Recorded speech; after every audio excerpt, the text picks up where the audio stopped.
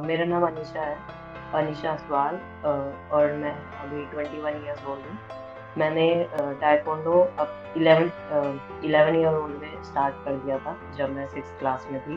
तो बट वो प्रोफेशनली नहीं था, बस स्कूल में ही ऐसे फन के लिए हम लोग जाते थे, तो वहाँ पे खेलते थे। फिर उसके बाद धीरे-धीरे मैं पार्टिसिपेट करने लगी कुछ चैंपियनशिप्स में स्कूल से ही, तो मुझे इंटरेस्ट आने लगा। पहले मेरी मदर थी जिन्होंने मुझे बोला था कि आप इसमें पार्टिसिपेट करो, ये आपके लिए अच्छा होगा। क्योंकि एक उनकी यही थिंकिंग थी कि एक लड़की को एक मार्शल आर्ट आना ही चाहिए। तो वही रीज़न लेके मैंने ये शुरू कर दिया था, क्योंकि मैं थोड़ा अपने मदर के क्लोज हूँ, तो इसीलिए।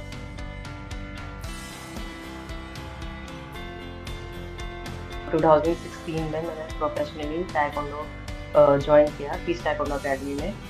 और मुझे यहाँ पे 6 ईयर हो चुके हैं। अ, और मैंने स्टार्टिंग में मतलब दिक्कतें थी मेरे साथ थोड़ा कि जैसे कि मेरा घर है, मैं गाज़ियाबाद में रहती हूँ और गाज़ियाबाद से छतरपुर आना बहुत ही डिफ़िकल्ट था। मैं स्कूल करती थी, देन उसके बाद स्कूल से मैं सीधा इधर आती थी। स्कूल करते ही ट्रेनिंग करने के लिए आ जाते थे। तो 1 और 2 आवर हमें आने-जाने में ही लगता था। मुझे आने-जाने में ही लगता था। तो थोड़ा थकान भी होती थी बहुत ज़्यादा, बट मन में ये था कि हाँ, करना है, तो इसीलिए मैं रोज़ आती थी और जाती थी। तो ऐसा मतलब कि 2-3 साल तक मैंने ऐसा किया है, अप डाउन, अप डाउन।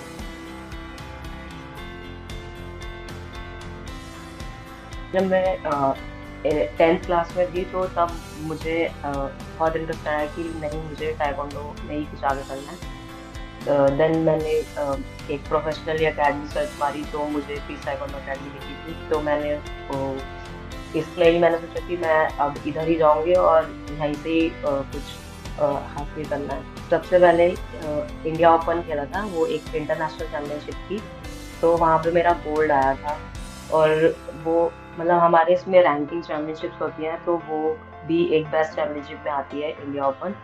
तो उधर मेरा गोल्ड आया था, तो मुझे बहुत खुशी हुई थी, क्योंकि बेसिकली मैंने इतने नेशनल नहीं खेले थे और उस टाइम पे मैंने स्टार्ट ही किया था, तो लगभग मुझे 2 साल ही हुए होंगे। और मैं तो मेरा उसके बाद एक किसी अच्छे चैंपियनशिप में मेडल आया था, जो कि गोल्ड था। और फाइनल मैच भी जो था मेरा, मतलब मोस्टली सारे मैचेस टफ थे उसमें, बट जो फाइनल मैच था वो एक नेशनल प्लेयर के साथ था मेरा मैच। वो उनका बहुत बारी नेशनल में मेडल आ चुका है, तो उनको बीट करना मेरे लिए बहुत प्राउड मोमेंट था। तो एक वही से मेरी शुरुआत हुई है, जो कि मैं अब ऑल इंडिया रैंक 1 भी हूँ। तो एक वो मेरे लिए सबसे बड़ा स्टेप था, जहाँ मेरा लाइफ का थोड़ा-सा पाथ चेंज हुआ है। और उसके बाद मेरा जॉर्डन में जो कि एक और इंटरनेशनल चैंपियनशिप है, उधर मेरा ब्रोंज़ आया था।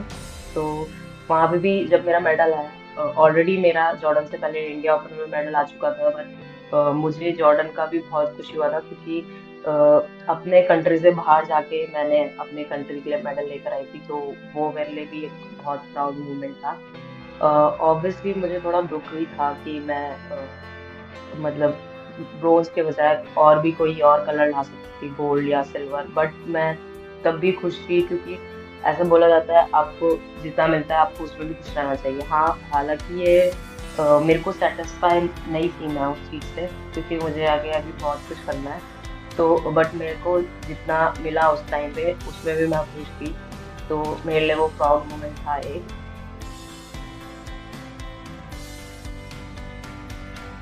फैमिली मुझे हमेशा सपोर्ट करते आई है।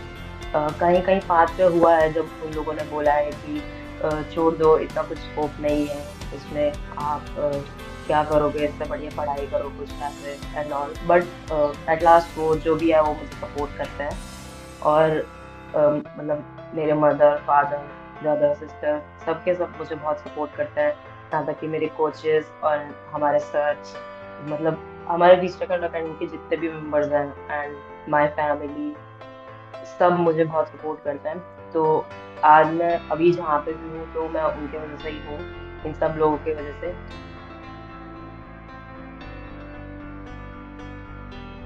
जब मैं ट्रैवल करती थी तो मतलब डिफ़िकल्टीज़ रहती थी क्योंकि वो मेरा फर्स्ट टाइम ही था कि मैं घर से दूर जाके कहीं पे कुछ कर रही हूँ मतलब कि ट्रेनिंग कर रही हूँ। बट मैंने पहले अपने एरिया में भी सर्च किया था बट मुझे कुछ इतना ख़ास नहीं मिला उधर, कुछ इतनी ट्रेनिंग नहीं होती थी वहाँ पे।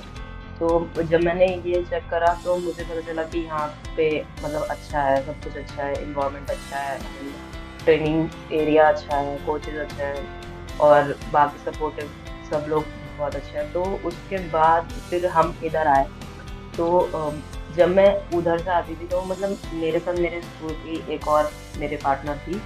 तो वो और मैं हम दोनों के दोनों साथ में ही आते थे उधर से बट हाँ पेरेंट्स में से मतलब बोलते भी थे कि नहीं बहुत दूर है बहुत टाइम लगेगा, सही नहीं है, सेफ नहीं है, ऐसा करके। क्योंकि हम लोग रात में भी 11-12 बजे घर पहुँचते थे क्योंकि जैसे हमारा स्कूल खत्म होता था 2 बजे तो हम लोग 3 बजे निकल जाते थे क्योंकि हमें 5 बजे हमारी ट्रेनिंग स्टार्ट हो जाती थी। तो हम 4:30 या फिर कभी-कभार 5 ओ क्लॉक वहाँ पे पहुँचते थे। तो फिर उसके बाद 5 ओ क्लॉक से 8 तक होती थी ट्रेनिंग तो कभी-कभार हम एक्स्ट्रा ट्रेनिंग भी करते थे। तो 9 और 10 वहीं बज जाते थे, तो घर आने में 11-12 बज जाते थे हमें। तो फिर इसलिए बहुत लेट हो जाता था, तो कभी-कभार मेरा भाई भी ऐसे डाँटता था कि नहीं-नहीं बहुत लेट हो रहा है, ऐसे नहीं हो पाएगा। तो पर फिर भी मतलब उनको मनाया, उनसे फाइट करी, कभी-कभी खाना भी अकेले खाया बैठ के, फैमिली ने पहले खा लिया। वो कभी हम इतने लेट पहुँच रहे हैं कि अपने आप अकेले-अकेले सब कुछ करना पड़ रहा है, सब सो रहे हैं। तो ये भी था बट दिमाग में ये था कि हाँ, मतलब कुछ अच्छा होगा लाइफ में मतलब मेहनत करनी चाहिए। जब मेरा 12th क्लियर हो गया था देन मैंने ड्यू में एडमिशन लिया था तो फिर उसके बाद मैं अप डाउन नहीं करती थी। फिर मैं एकेडमी के पास में ही रह के और मॉर्निंग इवनिंग ट्रेनिंग करती थी कि ताकि इसकी वजह से परफॉर्मेंस में भी बहुत इफ़ेक्ट पड़ता था क्योंकि रोज़ आना-जाना और ना अच्छे से आपको न्यूट्रिशन मिल पाता है और बहुत ज़्यादा थकान हो जाती है उसकी वज़ह से। और मतलब अगर मेरे हिसाब से मेरा ये है कि अगर मुझे ताइक्वांडो ही करना है तो मैं एक चीज़ पे ही अच्छे से फ़ोकस करूँ। तो अगर पढ़ाई और ताइक्वांडो मैं दोनों लेके चलूँ तो थोड़ा-सा मुश्किल है। ऐसा नहीं है कि नहीं कर सकते बट इट्स टफ। तो फिर हर कोई कुछ भी कर सकता है मतलब अगर मैं चाहूँ तो मैं पढ़ाई भी और मैं ताइक्वांडो के साथ में कर सकती हूँ। बट अगर मैं चाहती हूँ कि मैं ताइक्वांडो में ही अपना सब कुछ दूँ तो यही अच्छा है कि मैं इसको पूरे दिल से करूँ और पूरे अच्छे से इसको टाइम दूँ। तो इसीलिए फिर हमने डिसीज़न लिया कि मैं वहाँ पे जाके रहूँगी, तो पेरेंट्स भी पहले नहीं माने बट फिर बाद में उन्होंने अलाउ कर दिया। स्कूल में भी ऐसा होता था कि जब हम अगर 12 बजे पहुँचते थे, तो अगले दिन स्कूल जाना थोड़ा डिफ़िकल्ट रहता था। तो स्कूल में कभी-कभार मैं लेट पहुँचती थी वहाँ पे और कभी-कभार मैं सो जाती थी और फिर हमारे टीचर्स भी हमें बोलते थे कि मतलब कुछ-कुछ थे जो सुनाते थे, कभी-कभार प्रिंसिपल की भी पीछे में ऐसे सो जाते थे, तो वो भी कभी-कभी बोलते थे पर वो उनको सब पता था जैसे कि हाँ, ये लोग जाते हैं, रोज़ अप डाउन करते हैं। हमारे जो क्लास टीचर थे हमारे सामने हमें मतलब सुनाते थे पर जब हमारे पीठ पीछे वो सबको बोलते थे कि ये बहुत मेहनती है, ऐसे करके। तो वो भी बहुत डिफ़िकल्ट था, कभी-कभार हम लंच ब्रेक में भी सो ही रहे होते थे। तो बट हाँ, मैं यही सोचती हूँ कि ये लाइफ़ है अगर ये मैंने अगर इस टाइम पे अगर मुझे प्रॉब्लम्स नहीं मिलेंगी, मैं इनका फेस नहीं करूँगी तो मैं कुछ सीख नहीं पाऊँगी। ये सब चीज़ें भी होनी चाहिए लाइफ़ में।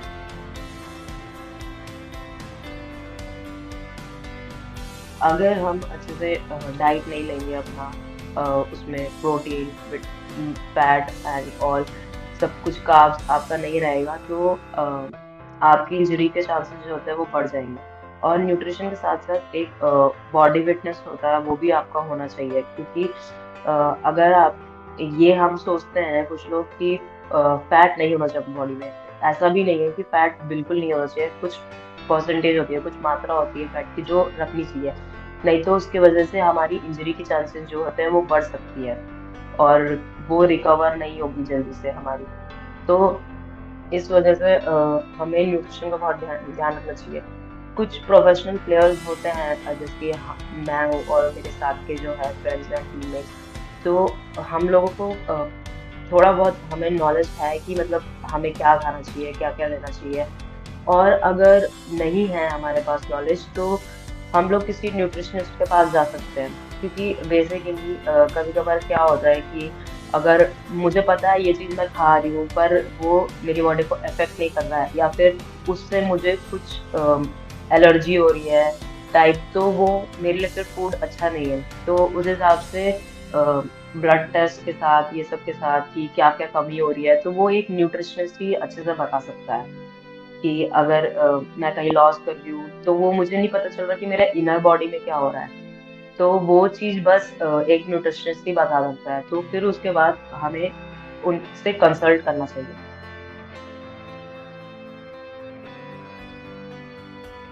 एज़ सच मुझे ऐसा गुस्सा तो नहीं आता है। मतलब पहले ऐसा रहता था कि मतलब पहले भी ऐसा कभी गुस्सा नहीं आया मुझे किसी भी ओपोनेंट को देख के। बस मेरे दिमाग में यही रहता है कि बस मुझे जीत के आना है। और हाँ, अगर रही बात कि तोड़-फोड़ देंगे तो मतलब हाँ, वो है कि पूरी जान लगा देना है, कुछ भी कर लेना है पर जीत के ही आना है, ऐसा वाला कंडीशन रहता है। और रही बात फाइट के अंदर तो मैं थोड़ा काम रह के ही खेलती हूँ क्योंकि मैं अगर हमारी गेम में क्या होता है अगर हम पहले ही जाके शुरू हो जाए तो वो अच्छा नहीं रहता तो हम पॉइंट लूज कर सकते हैं। तो पहले हमें ओपोनेंट को एनालाइज करना है कि वो क्या मारता है, कैसा गेम खेलता है। तो वो चीज़ बहुत ज़रूरी है। तो उसके लिए हमें काम रहना बहुत ज़रूरी है क्योंकि ह अगर ये बहुत सेकंड्स में गेम चेंज हो सकता है आपका। तो आप जितना काम रहोगे, उतने अच्छे से आपका दिमाग चलेगा, उतने अच्छे से आप उसके ऊपर टेक्निक्स अप्लाई कर सकते हो। उतने ही अच्छे से जो आपके पीछे कोच बैठता है, आप उसकी बात भी सुन सकते हो।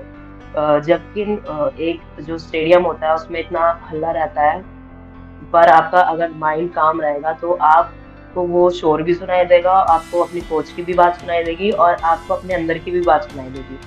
तो मैं ज़्यादातर काम ही रहती हूँ और थोड़ा आराम से ही देख के खेलती हूँ क्योंकि कोई भी ओपोनेंट को हमें ऐसा नहीं सोचना चाहिए कि अरे ये तो ढीला है, इसको तो निकाल ही लेंगे, मार ही देंगे।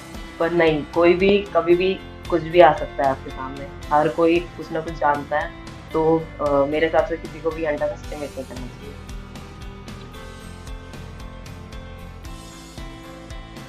खर्चा तो मतलब है क्योंकि अगर अगर जब हम पढ़ाई करते हैं तो सेम ये स्पोर्ट्स पे भी होता है क्योंकि जैसे हमें अपने पर्सनल इक्विपमेंट्स खरीदने होते हैं और अपने पर्सनली डाइट पे भी काम करना होता है, जो सप्लीमेंट से लेकर फ्रूट्स और नॉर्मल खाना। तो इसमें हो जाता है मंथली मेरे ख्याल में 20,000 तक खर्चा होता है, तो उस हिसाब से इंटरनेशनल के भी जो हम खेलते हैं, तो कुछ-कुछ चैंपियनशिप जो होती है वो हम अपने खर्चे पे जाते हैं। तो उस पे भी बहुत मेहनत का काम है, घर वालों को समझाना भी पड़ता है बहुत ज़्यादा कि क्योंकि वो लोग पैसा लगाते हैं, तो इसीलिए उनका भी माइंड जो माइंडसेट है वो उनका भी हमें उन पे भी वर्क करना पड़ता है। अपने साथ-साथ अपने घर वालों के लिए भी माइंडसेट एक उनका तैयार करना पड़ता है।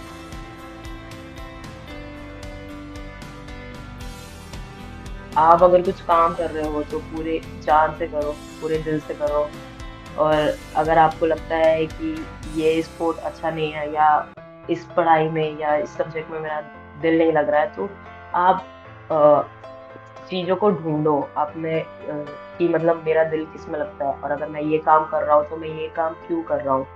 तो उस चीज़ को आपको खुद से ढूँढना पड़ेगा। आपको कोई बाहर से आके नहीं बताएगा कि ये आपके लिए अच्छा नहीं है। जब तक आपके अंदर से अगर आपको ये ना लगे कि ये चीज़ मेरे लिए अच्छी नहीं है, तो आप वो चीज़ मत करो और अगर आपको लग रहा है कि नहीं मुझे यही करना है, तो आप पूरी जान लगा दो उसको करने के लिए, उसको हासिल करने के लिए कि बस अब तो मुझे यही करना है।